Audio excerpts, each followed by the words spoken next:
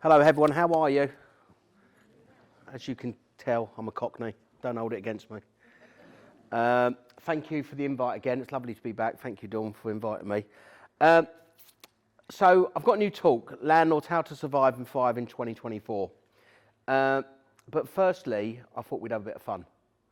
Because landlords don't normally have a little bit of fun, do they, Dawn? Right, let's try and have it up.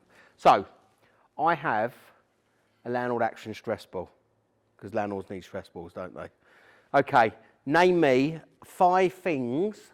I'm going to throw the balls underarm because I did throw overarm in Newcastle and I hit a chandelier and it fell on a landlord, believe it or not. So I'm going to go underarm. Right? I don't want to cause any dangers with health and safety. What keeps a landlord awake at night? Shout out. Don't all shout at once. Go on. Rent arrears, yes, well done. There you go. Well done, good catch. Come on, 4 more. Repairs, where were you? Over there. Well done. Good catch. Good catches up here, aren't you? Nightmare tenants is rent arrears. What did you say? Tax. Yes, most definitely. Well done. Government changes. Government changes. Legislate. We're doing really well here, aren't we? We've got 1 more ball. Mortgage interest rates. Well done. Well done. Well done. Well done. There's a lot for landlords to stay awake at night. But you know what? The word landlord is dated because you're housing providers, yeah? If you think about it, landlord and tenants, landlord. I own the land and I'm your lord, yeah? It's a bit dated now. And tenants, what are they? They are your... customers. Exactly. Without tenants, we wouldn't be here, yeah? And I think we are now at the stage of a critical moment in the private rental sector, of which, ironically, today has been a big day. I haven't seen the update, but obviously the Renters Reform Bill, which has come in, there's actually over 200 amendments going through a 3rd reading at the moment. Okay, and they are the biggest changes in 30 years. But one thing that landlords are is very flexible and adaptable. We can adapt. There's nothing to fear in the Renters Reform Bill. And I'm going to go into a bit more detail a little bit later on. You can ask me as many questions as you want. I'm speaking for an hour. Is that right, Dawn? Yeah. Yeah, okay, fine. So just a little bit about me. I don't know if some of you were at the last talk I did in Worcester, I'm not sure. I have been helping landlords and letting agents for about 35 years, a long time. My background was legal. I worked in a couple of law firms. I worked in the recession in 88, 90, doing house repossessions at banks and building societies, making people bankrupt. You can imagine I was very popular, right? Interest, we have some more mature people in the audience. Who had a mortgage at 15%? Put your hand up. Well, we touch and act at Hamilton Fraser for the best part of 500,000 landlords and about 23,000 letting agents. And of course, that legislation, you know, landlords are still not putting deposits in the deposit scheme. And don't worry, the law only came out on the 6th of April 2007. Right? Think about everything else that we've had and that's coming through at the moment. So yeah, I've worked quite heavily on, I've been on various different working groups. Last year alone, guess how many council properties were built in the UK or in England last year? Have a guess. Anyone? Shout a number? 6,000. The problem is the private rental sector has been asked to do too much in a failing housing system, which is the problem. And think about the types of tenants that have changed. You know, 30% of tenants out there have children. We have a much older demographic of tenants now renting.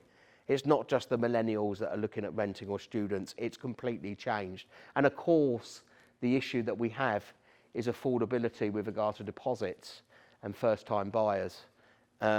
So that's a bit about me. I actually used to be a private investigator and a bailiff in another lifetime ago, believe it or not, and did some weird and wacky things, doing lots of surveillance. And even once, I hid it in an industrial wheelie bin for 22 minutes. I had to serve a divorce petition on this chap who was being really evasive, and his wife said he froze the rubbish out. This was in a housing estate in Clapham in South West London.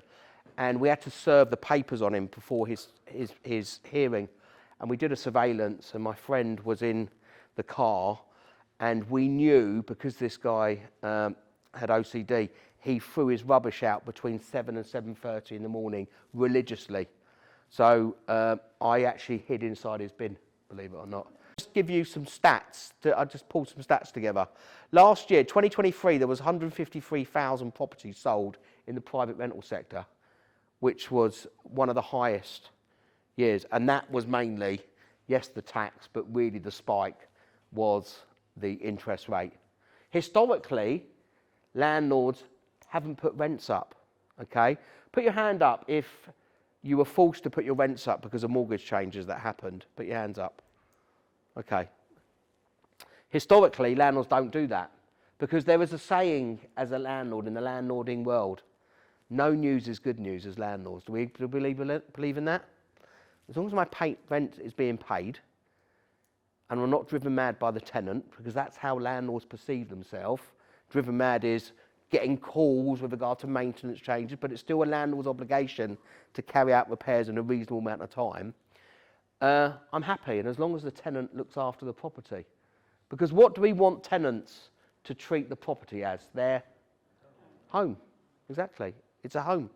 And the better, and for security reasons and with local amenities, that they have they lay down sticks and they want to stay in the property and they treat it as a home, the good chance is they'll stay in the property as long as possible. The average term of the tenancy is roughly about 20 to 22 months. And of course, the whole point of the Renters Reform Bill when it came in was to offer tenants greater security. The private rental sector has a percentage of 21% of properties don't fit the decent home standard. But I would put any bet with anyone that the social housing sector is far worse than the private rental sector. And I said that on ITV when I was on ITV News with a guy called Dan Hewitt. So 12% of NRLA members have sold properties in the last 3 months. On average, there's 20 tenants to view one property. I'm sure you see that a lot. But actually, and I'll talk about the amendments when I come on to the Renters Reform Bill, what does that mean for you? It means that whether you do open house viewings or you put an application or you do the let yourself, you get lots of applicants that will apply straight away, always looking on their phone, you know, via Rightmove or Zoopla, whatever it may be. And then, of course, the qualifying stage, you will get to the point of where you have the 3 to 4 best tenants, yeah? And then, of course, when you do have the best tenants, which one are you going to go with, yeah? And then what does happen is there has been mini auctions that have been happening and tenants are bidding against each other because they're so desperate, yeah? What does that mean? It means you get less void periods. One thing that has been tabled by Labour in the amendments, so there's been 200 amendments listed down for the Renters Reform Bill. So let me just say one thing to you. Has any of you ever made contact or spoke to your MP relating to renting? Put your hands up. Good, well done. Campaigning does work. Apathy happens a lot as well. I drove my local MP mad, right? I drove her mad. Her name's Teresa Villiers, and she used to be the Northern Ireland Secretary. And I drove her mad. I first made contact with her, I think it was during COVID, because I could see that, I mean, I know obviously there was the stamp duty concessions, but I could just see, even before the Liz Truss debacle, that landlords were leaving and we had a lack of stock. And I could see the feelings with regard to affordability. Then, of course, we had COVID, all right? Then, of course, we had the interest rate rise and everything got accelerated. And I spoke to her 3 times and she was one of the rebel MPs that set down these amendments. And I got her to speak in the King's Speech and I gave her 6 case studies of court delays that I had at Landlord Action, and she quoted me. And that was one of the big things that's been fought at the moment, is about you can't ban Section 21 until you get some sort of clarity with regard to the courts. What has been listed down on the amendments with regard to Section 21 is that one of the MPs says that the Secretary of State must commission or publish a review of the possession proceeding list at court before they can set down an eviction date. Of course, all the tenant organisations such as Shelter, Generation Rent and the Renters Union all want it to be banned yesterday, because there is this myth that it's called non-fault and there's never a fault. There's always a fault when it comes to Section 21, mainly because there's rent arrears, mainly because landlords are selling or moving back in the property, or the tenants have been told to stay put by the council so they can be rehoused. Who's had to go to court and evict a tenant before with Section 21 because the council is saying it's a massive problem? And then, of course, it's used for antisocial behaviour as well, which I'll touch on soon as well. So landlords with buy-to-let mortgage arrears has increased about 28%. There's 4.6 million houses, 19% of the housing market is in the PRS. There's 2.74 million landlords that actually declared their tax returns in 2021. 8% of landlords have over 20 properties. So how do you survive in a market? Well, firstly, you would associate yourself with agents like yourself that are experts in buy-to-let. Whatever agent you're looking at using has to be a buy-to-let expert. It has to be an expert in the area, has to have a great reputation. I know I'm going to talk about picking the right letting agents later. But how do you survive? So as landlords, you know, whether you have an exit strategy, whether how many of you have ever written a business plan? Anyone? God, you're good used to, aren't you? You put your hands up every time. Yeah? But it's a business. You've got a plan when it comes to business. You look at your eventualities. Embrace property technology. There's some great property tech at the moment out there, which is really, really good.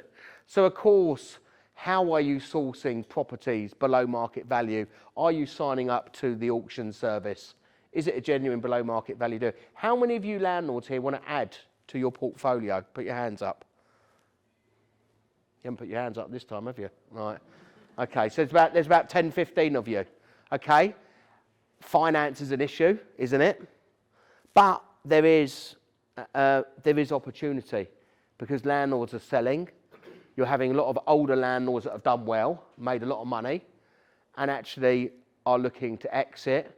And actually, buying a property with tenant in situ is not such a bad thing, but actually can offer really good discounts as well for taking on that tenant. So obviously, the market research, I'm not teaching you to suck eggs, this is what you've been doing, you're all successful property people. Obviously, having decent tenant referencing is a must. People go to letting agents for a fact because historically, letting agents will find better tenants than maybe a landlord doing it by themselves. I know better than anyone because I'm on a program called Nightmare Tenant Slum Landlords, and you name it, I've seen every type of fraud going. The subletting scams at the moment are just rising all the time. With the introduction of Airbnb, which happened in 2011, we've seen a massive spike in subletting scamming that happens. In criminality when it comes to residential property, it's very easy to stay in a property as long as possible and trade out of that property in a residential with it not being deemed as a criminal act, okay, as a civil act, and lots of tenants are taking advantage of that. So, you know, obviously the affordability, an update with regard to guarantors. So Labour tabled a motion with regard to amendments where they have basically said they want to prohibit landlords from requiring tenants to provide rent guarantors or upfront payments and have them prohibited to be a priority. Okay. The reality is, and there's another amendment which also says landlords or agents cannot encourage bids to exceed rent. Well, at the end of the day, you have market forces. Okay.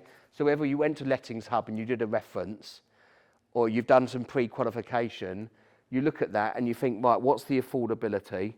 How much money they've got to live off? What are they doing? Where's their jobs? All that type of stuff. Yes, speaking to a previous landlord. What does happen in our industry, and it is become a dog-eats-dog industry, is you have landlords that will give tenants good referencing, but they're a crap tenant. Because what they want to do, they want to pass the problem on to you. Yeah? They don't want to come to landlord action, spend couple of grand and wait 8, 9, 10 months. They'd rather pass it on. That happens. So how do you look at that referencing? You know, do you go through that referencing? Do you look at the report? As a landlord, you will have something that grows with you over the course of time, whether you meet your tenants, which is called gut feeling. You'll have a gut feeling, but you have to layer it with all the evidence. Obviously, how do I survive? How do I deal with all the added compliance? Do I have the time? As a landlord, am I putting a price on my time? Do I want to go to the golf course next door and play 18 holes of golf? Or do I want to go to my HMO in Telford and deal with my tenants and